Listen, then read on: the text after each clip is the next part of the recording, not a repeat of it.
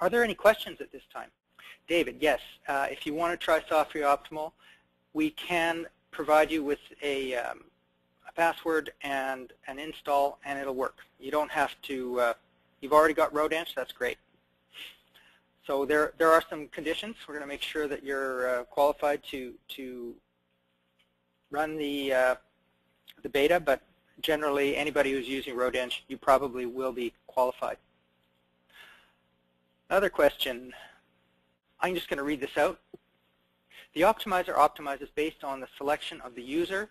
Significant knowledge would still be required on the part of the user. The implications of the vertical and horizontal alignment that they are selecting, right? This is not a push-button engineer. We are talking here about software that is a tool for engineers, and it's going to be part of your engineering. Let me just show you the next slide here. Engineering is a design cycle. It's an iterative process. Softree Optimal is another tool to add to the toolkit. It's going to speed up that design cycle. It's going to allow you to produce better designs. It's not going to replace an engineer. I think it'll help engineers learn faster. I think it will provide better results. Okay, we're getting a bunch of questions. Software is not going to run online. Alone. Not reading clearly. Rodench is required, yes. And Rodench will be included if you're interested in the beta. Somebody's asking if Softree Optimal is applicable to road decommissioning. I don't know. That's a good question. I'd have to think about that. Off the top of my head, probably not. Again, if you want to use the software, if you're interested in beta testing, you do not need to own Rodench. We'll be happy to give you both, and you can try it out. You may have a little bit more of a learning curve because much of what you need to do to use the optimizer is to learn how to use Rodench, but you don't need to know all the features of Rodench to use the optimizer. Here's a good question. Can you follow an existing grade and raise and lower the road at a set elevation? The answer is yeah.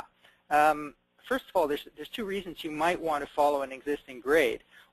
One is that you've got some control points there. You absolutely have to meet a bridge, or you've got to be 2 meters above ground because you're in an overland situation on wet ground, and you can't have less than 2 meters of engineered fill underneath your road.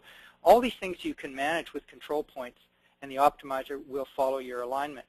The other point here is that the optimizer, the closer you can get to a good alignment, the more accurate the optimizer will be. And there's a control for telling the optimizer how far are you allowed to go from the existing alignment.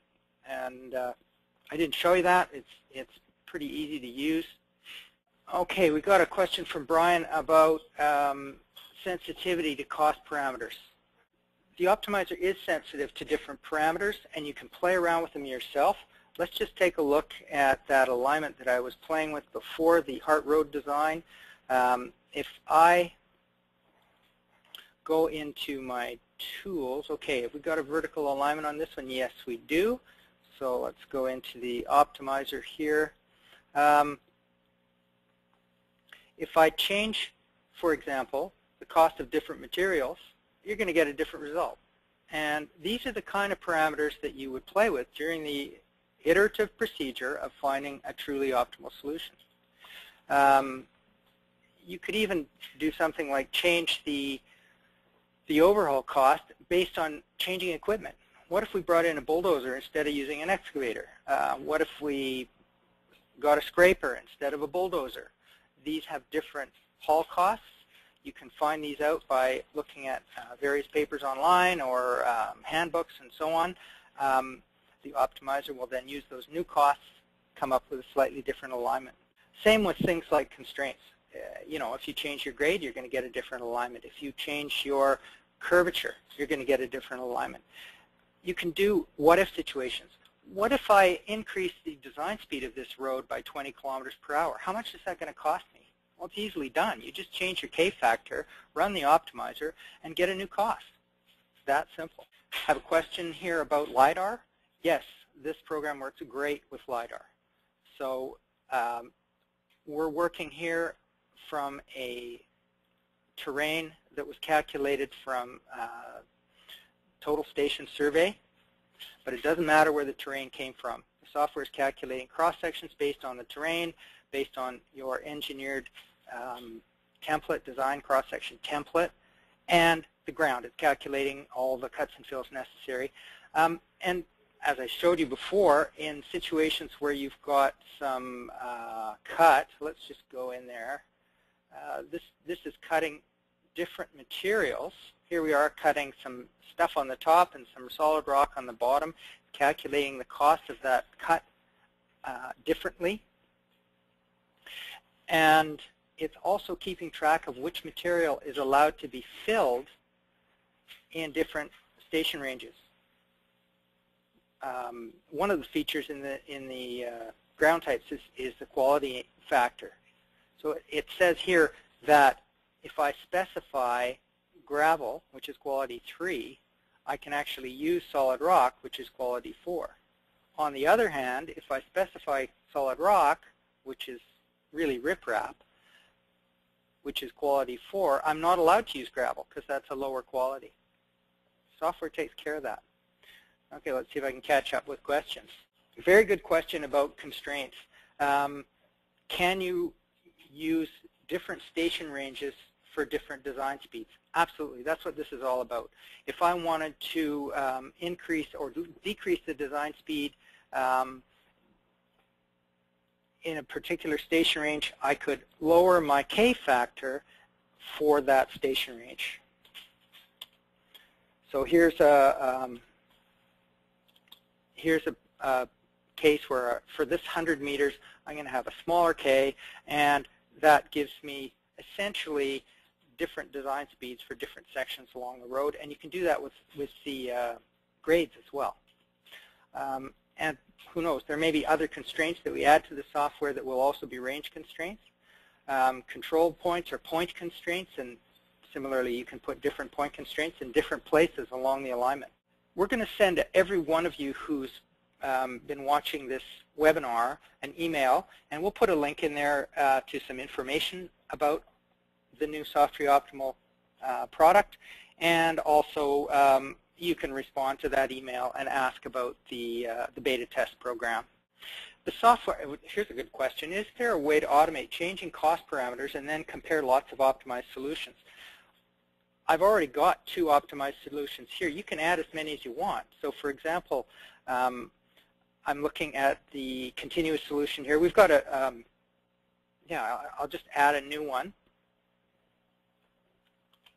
Give it a name and change the parameters. So I could change the constraints, change that K factor to 60 instead of 30. And now I've got a whole new solution. I can run the optimizer on that, and then I can compare the 2 results by just clicking between them and looking at the numbers. You could have 3 or 4 different optimal solutions in the same design. You can only have one of them represented as the actual alignment. But of course, then you can do a save as, so you could have multiple designs on your hard drive that represent different parameters. These are starting to get pretty technical, so I won't be hurt if you have to drop out and get back to work. Here's a fairly technical question. Could you use separate K values for sag and crest curves? And I believe at this time the answer is no, because the constraint is simply an unsigned value of K. However, once you've got an optimal solution, you can take a look at your alignment and say, oh, you know what, in this section I'm going to get a crest curve. So let's optimize for a different K value in that section. In this section I'm going to get a sag curve, put in a different K value for that section, because you can completely control the station range. So using an iterative procedure, you can fine-tune your constraints to match the results that you're getting.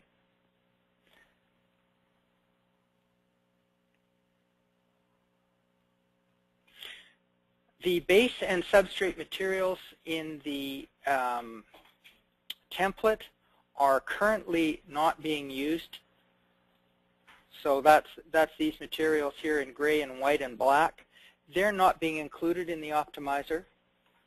That's not because they can't be. It's because they generally don't have any effect, because the road doesn't change width. The subgrade doesn't usually change width when you change the vertical alignment. So therefore, the costs of those materials don't change with vertical alignment and don't affect the solution. If there was a cross-section that changed significantly as you went, as you changed the vertical alignment, those costs could be included in the optimizer. There's room to add more costs. Okay, now I've got a pretty hot computer. It's a Asus laptop, but the fact is anything that runs Windows well will run RoadEng well. The optimizer uses a lot of CPU, but it's not going to make a big difference. Yeah, you probably want a fast computer, but you're not required to have a fast computer. Okay, you don't need a super fast computer, anything that runs Windows. Are there any software products required? No. RoadEng is a standalone product. You don't need to have AutoCAD or any other CAD program running on your computer. And RoadEng will be included with Softree Optimal when you, if you sign up for our beta, or if you purchase the software in the future. So, they come as a package. This is not necessarily the way it's going to be in the long term, but predicting the future is hard, and I'm not going to make any promises. Somebody's asking if this comes as a server option. It's a desktop application. Generally, you're gonna want it when you're designing roads. You're gonna want it in the same computer that you use with your design software. And in terms of licensing, like our RoadEng licensing, one can have multiple copies of the software, but you don't need to have a license for every computer. You can move the licenses around. That can be accomplished with license managers like dongles and passwords and so on. So it's not necessary to buy large quantities. I think if you're using our RoadEng software, you're going to want to have one of these on each RoadEng. It's not necessary, however. You could have just one RoadEng package licensed for Softree Optimal and make the other guys suffer.